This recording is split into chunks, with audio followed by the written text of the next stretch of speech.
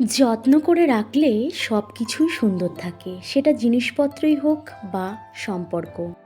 কখনো কখনো সব সত্যটা জানার পরেও চুপচাপ মিথ্যাটা শোনার দরকার। কিছু মানুষ কতটা নাটক করছে সেটা তো দেখতে হবে, সেটারও দেখার জন্য এই চুপচাপ থাকাটা খুব দরকার। জীবনে অনেক রাস্তা আছে, সেখানে কিন্তু তোমাকে একাই চলতে হবে কিংবা আমাকেও একাই চলতে হবে।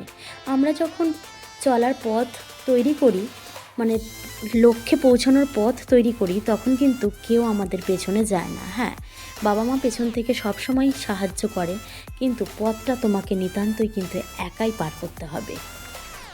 অনেক আশা জীবনে কিন্তু পূর্ণ হয় না, অপূর্ণই রয়ে যায়। কেউ কিছু পায়, আবার অন্যদিকে কেউ কিছুই পায় না, সব কিছুই হারায়। তারপরেও কিন্তু বাঁচতে হয়, এই নামই জীবন। আজও অন্য অন্য দিনের মতো কিছু মন ভালো করা কথা দিয়ে কিন্তু আমি আমার সকালটা শুরু করলাম, সাথে নিয়ে তোমাদেরকে। তো আগে নিজের পরিচয়টা দিয়ে নিই। Good morning and welcome back to my channels জয়ার নতুন পৃথিবী। জয়ার নতুন পৃথিবী চ্যানেলে সবাইকে অনেক অনেক শুভেচ্ছা জানিয়ে আমি শুরু করে দিলাম আমার আরও একটা সকাল তোমাদের সাথে। তা দেখতেই পেলে সকালবেলা ঘুম থেকে উঠেছি 5টার আগে ছাড়া পরে নয়। তো তখন ঘুম থেকে উঠেই জামাটা চেঞ্জ করে আগে কিন্তু বসিয়ে দিয়েছি ছেলের স্কুলের জন্য টিফিন। এটা আমার মাথায় ঘুমাতে যাওয়ার সময়ও ঘুরঘুর করে, আর ঘুম থেকে উঠেও একদম হন্তদন্ত হয়ে চলে আসি রান্নার জায়গায়। শুধু কোনো রকমের মুখটা ধুয়ে, মানে চোখে মুখে জল দিয়ে আমি কিন্তু চলে আসি এই কাজে। আজকে কালকে রাত্রেবেলা আমাকে বলে রেখেছিল যে পাস্তা নিয়ে যাবে, তা পাস্তা করে দিয়েছি টিফিন। আর যাওয়ার সময় খেয়ে গেছে গোলা রুটি, চিনি আর নুন দিয়ে যে গোলা রুটিটা আমি করি, ওটা কিন্তু ও খেয়ে গেছে। তো যেটা বলছিলাম শুরুতেই, যে অনেক আশা কিন্তু মানুষের অপূর্ণই থেকে যায়। দেখো না, সেটা কেন বলেছি এবার বলি। আমি তো এই বাড়িতে এসেছিলাম সংসার করতে, আমার বরের সাথে সংসার করতে, কিন্তু সেই সংসারটা কিন্তু আমার হয়নি। আমি কিন্তু ওর সাথে সংসারটা করতে পারিনি। কেন পারিনি? কারণ হচ্ছে, ও কর্মসূত্রে বাড়ির বাইরেই থাকে, আর আমি সংসারটা করি আমার শ্বশুর শাশুড়ি, অবশ্যই ছেলে থাকবে, এদেরকে নিয়ে। আর যদি তোমরা বলো যে কেন তোমার শ্বশুর শাশুড়িকে নিয়ে তো তুমি ঠিকঠাকই আছো, অবশ্যই আমি ঠিকঠাক আছি, ভালো আছি, খুবই ভালো আছি।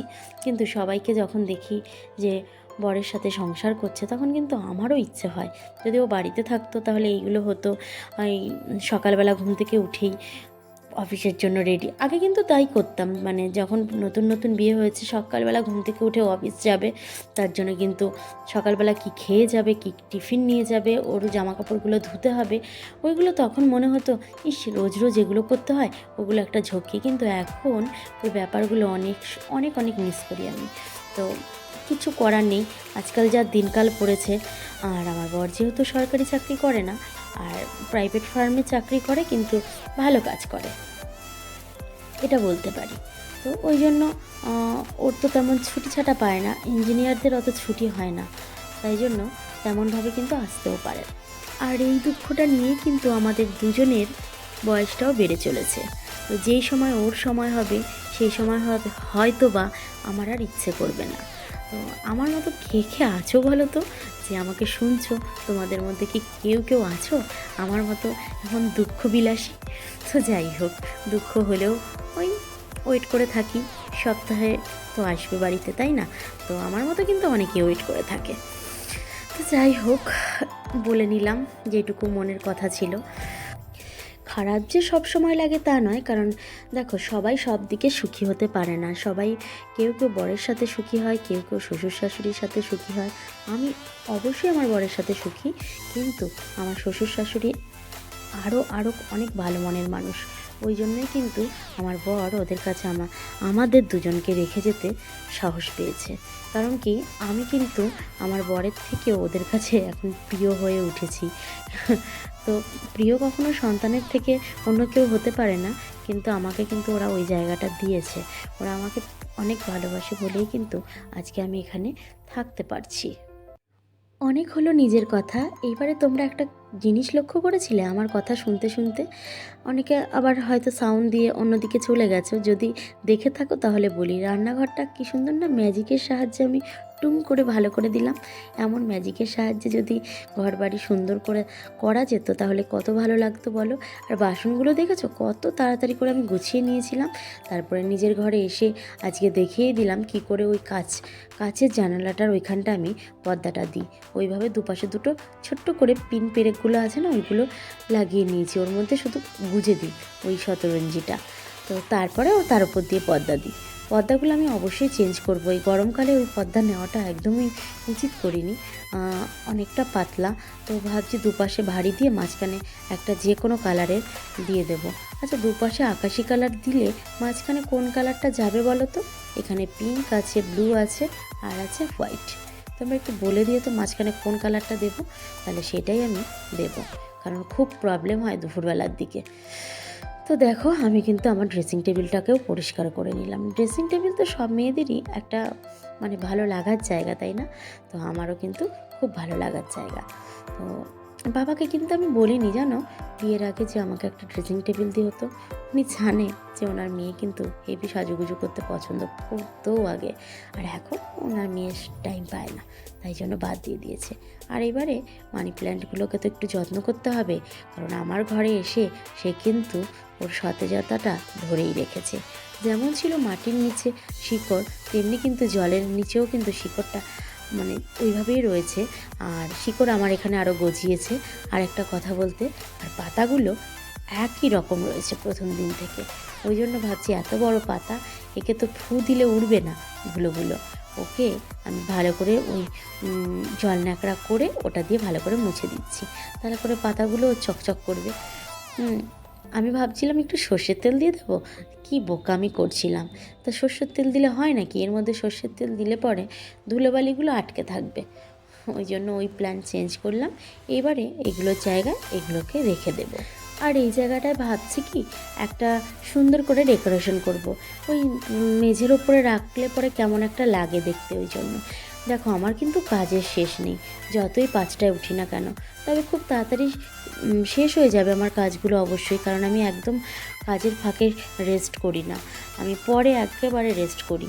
আর দেখো এই পাশটা, এই গাছগুলোতে আমি কিন্তু ভালো করে জল দিয়ে নিচ্ছি, কারণ কি এদেরকে একটু স্নান করাতে হবে। আমি নিজে স্নান করতে যাওয়ার আগে ভাবছি ওদেরকে আগে স্নানটা করিয়ে নিই, তারপরে আমি নিজে স্নান করব, না হলে শান্তি হবে না।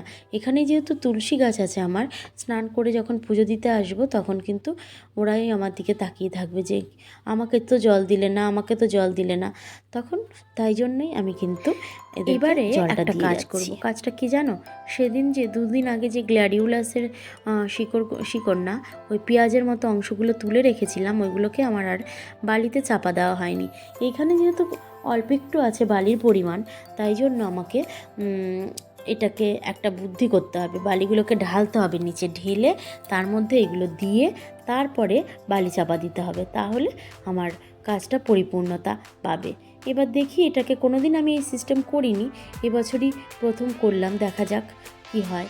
যদি ভালো রেজাল্ট পাই তাহলে নেক্সট যে শীতকাল আসছে তখন আমি অনেকগুলো চারা কিনে নিয়ে আসবো। এবারে তো আমাকে একদম কি বলবো, মন খারাপ করে দিয়েছে। তা সামনের বছর যাতে আমার মনটা ভালো থাকে সেই ব্যবস্থাই করব। এই যে আমি জানি আমাকে তোমাদের পাগল মনে হচ্ছে, তো এই জিনিসটাকেও ছাড়লাম না। বাবুর আগের বছরের জুতোটাকেও আমি ছাড়লাম না, স্কুলের যে জুতো হয়, তো তার মধ্যে মাটি দিয়ে, তোমরা একটু জুম করে দেখে নিও আমি কি কাণ্ডটা করেছি। তার মধ্যে মাটি দিয়ে এই যে টাইম ফুলগুলোর যে ডাল আছে ডালগুলোকে বসিয়ে দিয়েছি। আমার ছেলে দেখলে নির্ঘাত বলবে মাম্মাম পাগল হয়ে গেছে। তো কি করব, এটাকে আমি দেখো কি সুন্দর করে ডেকোরেশন করি, যদি সময় থাকলে অবশ্যই সুন্দর করে তোমাদের সামনে। তখন দেখলে আমি কি কি কাজকর্ম করলাম। তো আমার স্নান করা কমপ্লিট হয়ে গেছে, এবার যাবো পুজো দিতে। আর পুজো দেওয়ার আগে দেখো আমি চুলটা আঁচড়ে নিয়েছি, ভেজা চুল আঁচড়লে এমনিতেই চুল উঠে। আমার চুল ওঠার কারণ হচ্ছে তোমার ওই রোজ শ্যাম্পু করি, রোজই শ্যাম্পু করা হয়ে যাচ্ছে, গরমকালে এটাই আমি করে থাকি, রোজই বলি। আর এই জন্য ভেজা চুলটা যেহেতু বেঁধে রাখি, এই যে চুল উঠছে দেখেছো, সে কোনো ব্যাপার না, একসময় ঠিক হয়ে যাবে।